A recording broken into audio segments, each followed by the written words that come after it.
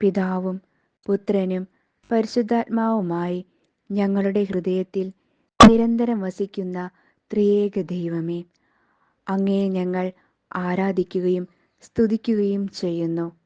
കേരള മണ്ണിൽ വിടർന്ന സഹനപുഷ്പമായ അൽഫോൻസാമയെ ഭാരതസഭയുടെ ആദ്യ വിശുദ്ധയായി കിരീടമണിയിച്ച അവിടുത്തെ അനന്തകാരുണ്യത്തിന് ഞങ്ങൾ നന്ദി പറയുന്നു.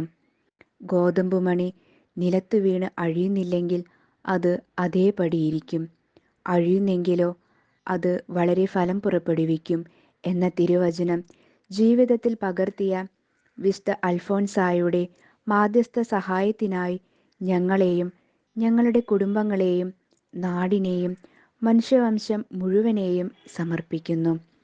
ദൈവസ്നേഹ തീവ്രതയിൽ ജ്വലിച്ചെരിഞ്ഞ് സഹനം സന്തോഷത്തോടെ സ്വീകരിച്ച് രക്ഷാകരമാക്കിയ വിശുദ്ധ അൽഫോൻസായെ അനുകരിച്ച് അനുദിന ജീവിതത്തിലെ സഹനങ്ങളെ സമചിത്തതയോടെ സ്വീകരിക്കാനും ലോകത്തിൻ്റെ ക്ഷണിക സുഖങ്ങളാൽ ആകർഷിതരാകാതെ ദൈവിക പുണ്യങ്ങളിൽ വളർന്ന് സഹോദരങ്ങൾക്ക് നന്മയുടെ വെളിച്ചം സദാ പകരുന്ന സ്നേഹസാന്നിധ്യമാകുവാനും ഞങ്ങളെ അനുഗ്രഹിക്കണമേ.